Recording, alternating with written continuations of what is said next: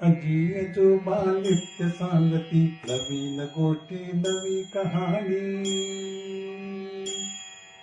अजी आजोबा नित्य सांगती नवीन गोष्टी नवी कहाणी. गाती हसती विषाद हाही आनंदाची नवी पर्वणी. गाती हसती विषाद हाही आनंदाची नवी पर्वणी. ज्ञान रंजन गप्पा गाणी जरा देऊया श्रोतेमनी. ज्ञान रंजन गप्पा गाणी जरा देऊया श्रोतेमनी. जरा देऊया श्रोतेमनी अनुभवातुनी.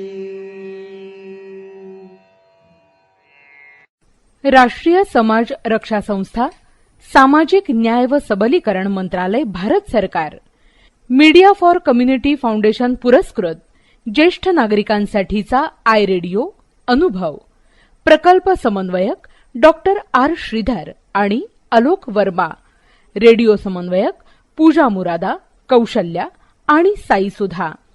ज्येष्ठ नागरिकांच्या समस्या, प्रश्न आणि मार्गदर्शन यासाठी टोल फ्री एल्डर लाईन क्रमांक 14567 म्हणजेच 14567 यावर सकाळी 8 ते रात्री 8 या दरम्यान संपर्क साधावा. आमचा टोल फ्री क्रमांक पुन्हा एकदा ऐका. एल्डर लाईन 14567 म्हणजेच 14567 या नंबरवर संपर्क साधा. देखिए, जीवन के चक्र में उम्र ढलना एक आम सी बात होती है और इसका बहुत अच्छा उदाहरण आपके सामने इस समय बैठा आपसे बात कर रहा है. लेकिन जिंदगी के इस पड़ाव में कभी कभी ऐसा पल भी आता है जब आपको कुछ मदद की जरूरत पड़ती है, चाहे वो पारिवारिक हो, स्वास्थ्य संबंधी हो, आर्थिक हो, कोई विवाद हो या शोषण का मामला. लेकिन आपके इन सभी जरूरतों को देखते और समझते हुए भारत सरकार ने शुरू की है एक एल्डर लाइन, जहां आपको मिलेगा आपके सारे समस्याओं का समाधान. फोन नंबर है 14567. अब भले आपके बच्चे आपके साथ रहते हों या किसी दूसरे शहर में हों, ये है आपका अटूट सहारा. तो बस जिंदगी के उन सुनहरे लम्हों को संजोकर अपने आज को बेफिक्री से आप जिए, क्योंकि अब ओल्ड एज बनेगा गोल्डन एज. कैसे? 14567 याद रखिएगा.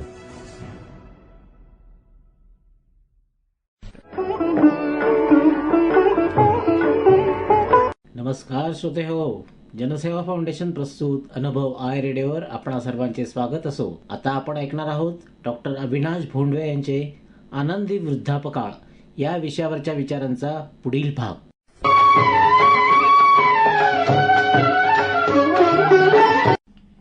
आणखीन एक महत्त्वाचा विकार जो ज्येष्ठ नागरिकात आढळतो ते म्हणजे मेंदूचे विकार. या मेंदूच्या विकारामुळे ब्लड प्रेशरमुळे होणारा लकवा किंवा अर्धांगवायू हा तर आहेच, पण पार्किन्सोनिझम आणि अल्झायमर हेही आजार खूप मोठ्या प्रमाणात दिसून येतात. पार्किन्सोनिझममध्ये हातांचा, ह्याला कंपवात म्हणतात, हातांचा शरीराचा कंप व्हायला लागतो, चालणं बदलतं. आणि अल्झायमरमध्ये तर बऱ्यापैकी अनेक गोष्टी शरीराच्यात बदलतात, छोट्या छोट्या गोष्टी लक्षात राहत नाहीत, किंबहुना पूर्णपणे स्मृतीसुद्धा कमी होऊ शकते. या सगळ्या आजारांच्या, शारीरिक आजारांच्या जोडीने मानसिक विकार जे आहेत हेही खूप मोठ्या प्रमाणात ज्येष्ठ नागरिकांमध्ये मुळामध्ये असू शकतात किंवा त्यांच्या बदलत्या परिस्थितीमुळं आणि आजूबाजूच्या घटनांमुळे त्यांच्यामध्ये घडू शकतात. याच्यामध्ये चिंता, त्याप्रमाणे नैराश्य हे सर्वात महत्त्वाचे विकार आहेत. त्याचप्रमाणे झोप न लागणं हाही एक मोठा विकार आढळून येतो. या सर्व आजारांवर औषधोपचार होऊ शकतो आणि औषधोपचार करून हे सगळे आजार आपल्याला नियंत्रित ठेवता येतात.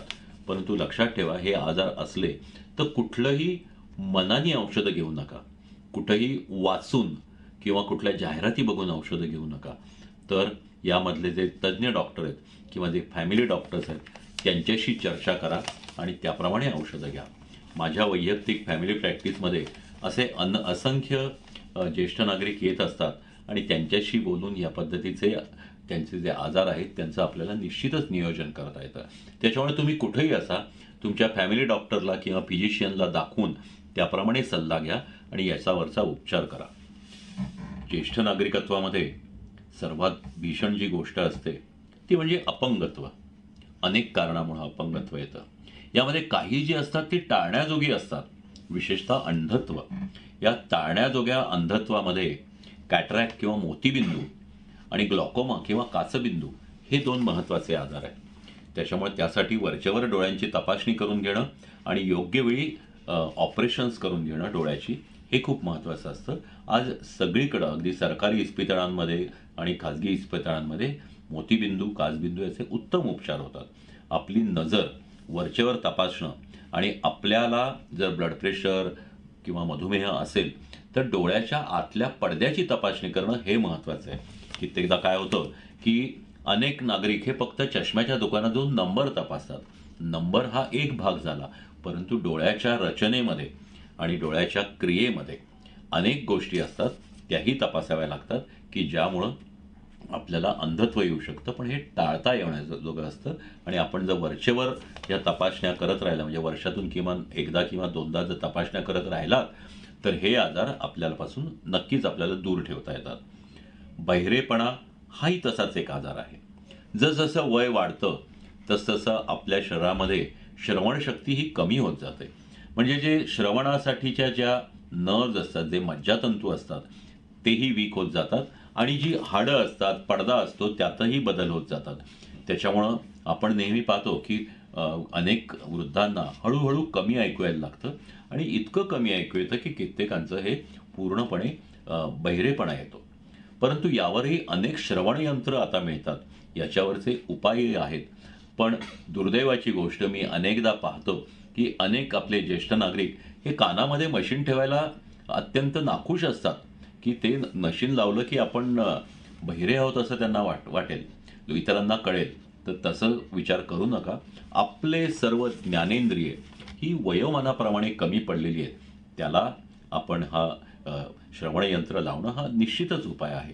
आपल्याला कमी दिसल्यावर आपण चष्मा घालतो किंवा आपल्याला थंडी वाजते म्हणून आपण स्वेटर घालतो, शाल ओढतो. इतकीच साधी गोष्ट आहे. आणि आजकाल इतकी छोटी छान मशीन्स निघालेली आहेत की जी समोर असलेल्या व्यक्तीला कळतही नाही की या व्यक्तीने कानाला मशीन लावलंय. अनेकांची वाचेमध्ये प्रॉब्लेम येऊ शकतो, मूकपणाही येऊ शकतो. अनेकांना हातापायांचं अपंगत्व वेगवेगळ्या आजारांमुळे येऊ शकतं. संधिवातामुळं सांधे खराब होऊ शकतात. स्मृतिभ्रंश म्हणजे मगाशी आपण पार्किन्सोनिझम म्हणलं, अल्झायमर म्हणलं, याच्यामध्ये स्मृती कमी होऊ शकते. अनेकदा आपण पाहतो की ज्येष्ठ नागरिकांमध्ये जी स्मृती असते त्यामध्ये स्मृतीचे 2 प्रकार असतात. एक मुख्य 2 प्रकार असतात. एक म्हणजे पूर्वीची म्हणजे दीर्घकालीन स्मृती आणि एक म्हणजे आत्ताची ताजी स्मृती. दीर्घकालीन स्मृती म्हणजे पूर्वी घडलेल्या गोष्टी आणि ताजी म्हणजे आत्ता घडलेल्या गोष्टी. ह्या लक्षात ठेवणं. कित्येकदा आपण हे लक्षात आलंच असेल की साधारणतः 60 ओलांडली की आत्ता मी किल्ली कुठं ठेवली हे आठवत नाही किंवा मी आत्ता दरवाजा बंद केला का हे आठवत नाही. हे प्रमाण हळूहळू वाढू लागतं. पण हे कॉमन आहे आणि याच्यावरही आपण शांत डोक्याने जर वागलो तर विचार होऊ शकतो. परंतु याच वेळेला दीर्घकालीन स्मृती असते ती मात्र पक्की लक्षात असते की 50 वर्षापूर्वी मी अमुक ठिकाणी गेलो होतो, तिथं काय घडलं या गोष्टी अगदी बारीक सारीक आठवतात. बालपणातल्या, तरुणपणातल्या अनेक गोष्टी ह्या लख्खपणे जाग्या असतात. त्याच्यामुळं स्मृती हा जो आहे याच्यामध्ये आत्ताची जी ताजी स्मृती असते यामध्ये अनेकदा फरक घडतो. कित्येकांना असं घडतं की ही स्मृतिभ्रंश जर वाढत गेला तर अनेकदा असं लक्षात येतं की ही वृद्ध व्यक्ती दुकानात आली आणि त्यानंतर मी कुठं आलोय हेच माहीत नाही, मी कोण आहे हेही आठवत नाही. या प्रकारच्या घटनाही घडू शकतात. या अशा अल्झायमरमध्ये घडू शकतात. परंतु ह्या छोट्या छोट्या गोष्टी असतानाच आपल्याला याच्यावर नियंत्रण मिळवता येतं आणि योग्य त्या डॉक्टरांबरोबर आपण चर्चाही करू शकतो. मानसिक आजारांमध्येही आपण योग्य त्या डॉक्टरांना भेटणं हे सर्वात आवश्यक आहे. अमुक एक औषध खा म्हणजे हे आजार जातील, अमुक एक औषध खा म्हणजे आपल्याला कुठलेही आजार होणार नाहीत, यावर विश्वास ठेवू नका. तर वैद्यकीय शास्त्र हे एवढं प्रगत झालेलं आहे की या प्रत्येक आजारामध्ये तुम्हाला कुठलाही त्रास होत असेल तर तो योग्य पद्धतीने आपण जर त्याच्या तपासण्या केल्या, योग्य आणि तज्ज्ञ डॉक्टरांना दाखवल्या तर त्यातून आपण निश्चितच बाहेर पडू शकतो. आणि आपलं जे ज्येष्ठ नागरिकत्व आहे, आपलं जे इथून पुढं उरलेलं आयुष्य आहे हे आपल्याला निश्चितच आनंदात घालवता येतं. म्हणजे थोडक्यात आपल्या शारीरिक व्याधींना जर आपण नियंत्रित ठेवलं, आपली तब्येत आणि आरोग्य जर व्यवस्थित ठेवलं तर आपण निश्चितच आनंदी राहू शकतो. एक गोष्ट अशी आहे की राज कपूरचा एक सिनेमा होता तिसरी कसम म्हणून, त्यामध्ये खूप छान गाणं होतं. त्या गाण्याचे शब्द असे आहेत की लड़कपन खेल में खोया, जवानी नींद भर सोया, बुढ़ापा देख कर रोया, वही किस्सा पुराना है. लहानपणी खेळण्यात घालवलं, तरुणपणे झोपून काढलं आणि ज्या वेळेला समोर वृद्धत्व आलं त्यावेळेला मात्र रडू आलं, कारण अनेक गोष्टी या भेडसावायला लागतात. त्यामुळं एक लक्षात घ्या की इथून पुढचं जे आयुष्य आहे हे आपल्याला आनंदात घालवायचे, रडायचं नाही. कुठल्याही गोष्टीचं वाईट आणि दुःख वाटून घेऊ नका. आयुष्यामध्ये अनेक चांगल्या गोष्टी छोट्या छोट्या घडत असतात, त्या गोष्टी आपण त्याचा सेलिब्रेट करायच्या असतात. आयुष्यातलं प्रत्येक वळण हे साजरं करायचं असतं. मग त्यामध्ये अनेक गोष्टी असतील किंवा आपण नेहमी बघतो की माझ्या लग्नाला 50 वर्ष झाली, साजरं करा. 1-2 मित्र बोलवा, 4 मित्र बोलवा, पण साजरं करा. तुम्ही एखादी गोष्ट, एखादं पुस्तक वाचून काढलं, या वर्षी मी 10 पुस्तकं वाचून काढेन, तुम्ही 10 पुस्तकं वाचली तर ते साजरं करा. अशा अनेक गोष्टी आहेत. एखादा जुना मित्र खूप वर्षांनी भेटला, साजरा करा. ह्या गोष्टी ज्या आहेत ह्याच्यामुळं आनंद आपला वाढत जातो आणि हा आनंद मनामध्ये चिरकाल वास करून राहतो. आपलं चालणं बोलणं हे संपून जाण्याची वाट पाहू नका. जोपर्यंत हातपाय शाबूत आहेत तोपर्यंत जगात सगळीकडे फिरून घ्या. मुख्य म्हणजे प्रवास करा. एक लक्षात घ्या की आपल्या या चौकटीतून बाहेर पडणं हे खूप आवश्यक असतं.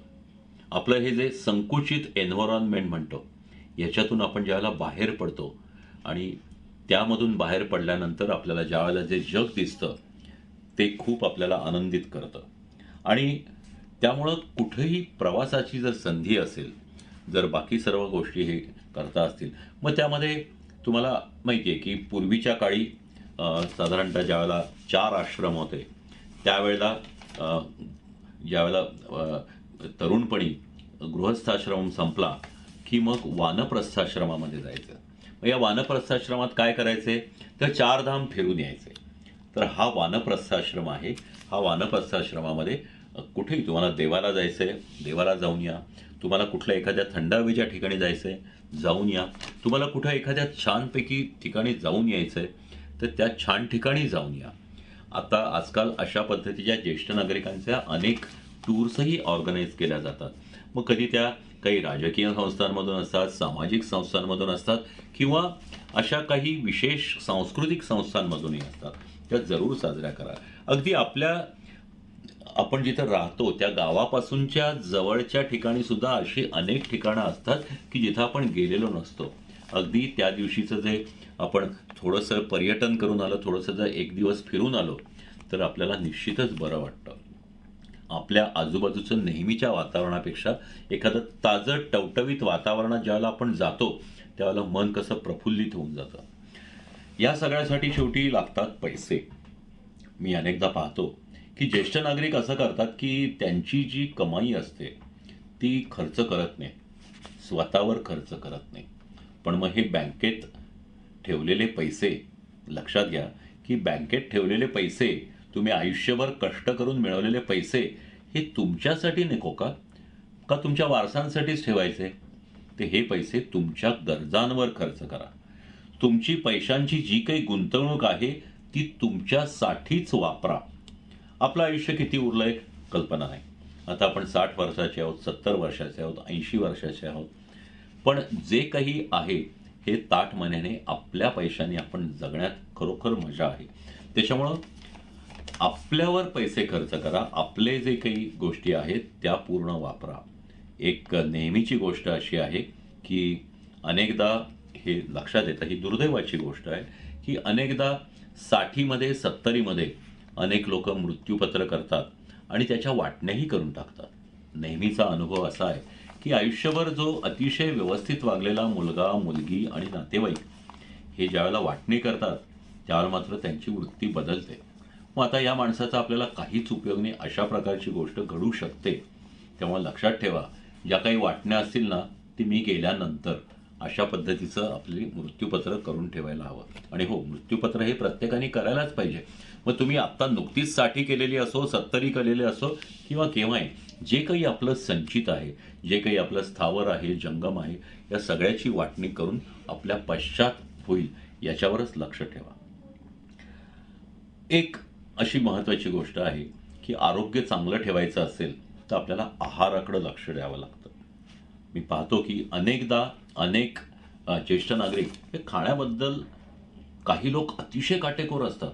मला हे नको, मला साखर नको, मला तेल कमी पाहिजे, मी वटाणा खात नाही, मी गहू खात नाही, अशा अनेक गोष्टी असतात. ह्या गोष्टी ठीक आहेत, परंतु एक लक्षात ठेवा, मुद्दाम अशा प्रकारचे निर्बंध घालून घेऊ नका. तुम्हाला काही खावंसं वाटलं ना किंवा कोणी तुम्हाला जर खाऊ घातलं ना तर ना म्हणू नका. एकदम अशा छानपैकी ज्यावेळेला पाऊस पडत असतो, ढगाळ हवामान असतं, त्यावेळेला जे कांदाभजी खाण्याचे जे सुख असतं किंवा कॉफीचा वाफाळलेला कप घेण्याचे सुख असतं ते आपण अनेकदा अनुभवलेलं असतं. याही वयामध्ये ते करा ना. कधीतरी असं एखादं काहीतरी खाणं याच्यामध्ये वाईट काही नाही, फक्त ते कधीतरीच पाहिजे.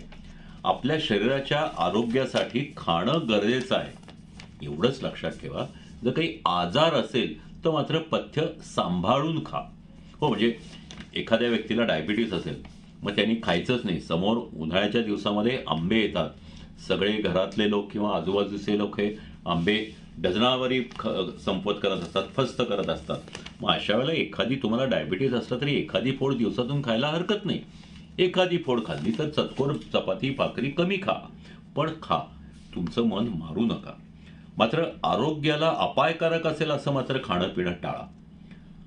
याच्यामध्ये मी सांगितलंय, खाणं आणि पिणं या दोन्ही गोष्टी या मर्यादित स्वरूपात व्हायला पाहिजेत, पण टाळता कामा नये. आणि अधूनमधून काही गोष्टींचा आस्वादही घ्या.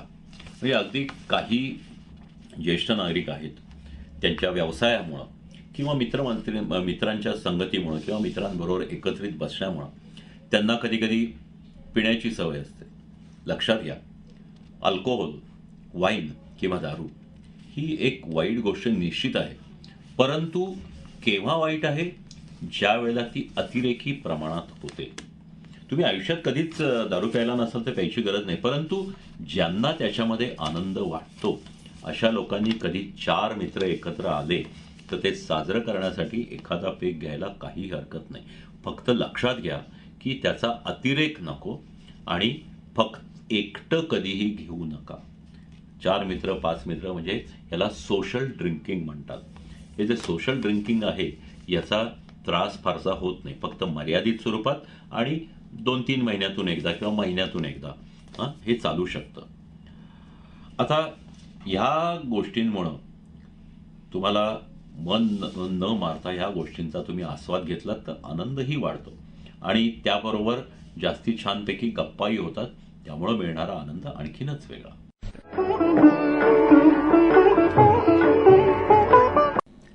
धन्यवाद डॉक्टर भोंडवे सर.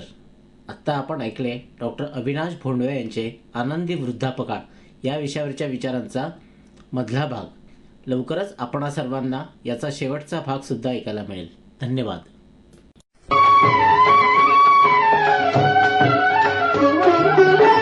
देखिए, जीवन के चक्र में उम्र ढलना एक आम सी बात होती है और इसका बहुत अच्छा उदाहरण आपके सामने इस समय बैठा आपसे बात कर रहा है. लेकिन जिंदगी के इस पड़ाव में कभी कभी ऐसा पल भी आता है जब आपको कुछ मदद की जरूरत पड़ती है, चाहे वो पारिवारिक हो, स्वास्थ्य संबंधी हो, आर्थिक हो, कोई विवाद हो या शोषण का मामला. लेकिन आपके इन सभी जरूरतों को देखते और समझते हुए भारत सरकार ने शुरू की है एक एल्डर लाइन, जहां आपको मिलेगा आपके सारे समस्याओं का समाधान. फोन नंबर है 14567. अब भले आपके बच्चे आपके साथ रहते हों या किसी दूसरे शहर में हों, ये है आपका अटूट सहारा. तो बस जिंदगी के उन सुनहरे लम्हों को संजोकर अपने आज को बेफिक्री से आप जिए, क्योंकि अब ओल्ड एज बनेगा गोल्डन एज. कैसे? 14567 याद रखिएगा. राष्ट्रीय समाज रक्षा संस्था, सामाजिक न्याय व सबलीकरण मंत्रालय, भारत सरकार, मीडिया फॉर कम्युनिटी फाउंडेशन पुरस्कृत ज्येष्ठ नागरिकांसाठीचा आय रेडिओ अनुभव, प्रकल्प समन्वयक डॉक्टर आर श्रीधर आणि आलोक वर्मा, रेडिओ समन्वयक पूजा मुरादा, कौशल्या आणि साई सुधा. ज्येष्ठ नागरिकांच्या समस्या, प्रश्न आणि मार्गदर्शन यासाठी टोल फ्री एल्डर लाईन क्रमांक 14567 म्हणजेच 14567 यावर सकाळी 8 ते रात्री 8 या दरम्यान संपर्क साधावा. आमचा टोल फ्री क्रमांक पुन्हा एकदा ऐका. एल्डर लाईन 14567 म्हणजेच 14567 या नंबरवर संपर्क साधा.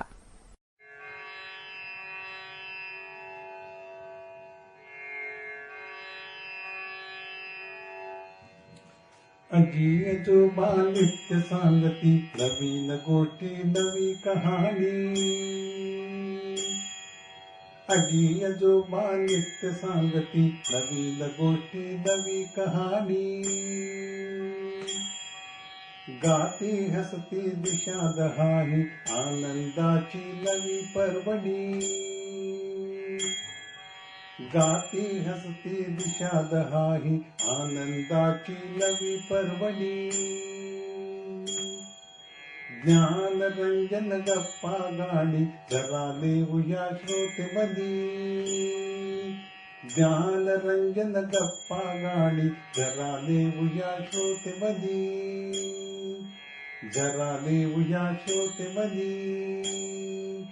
अनुभवातुली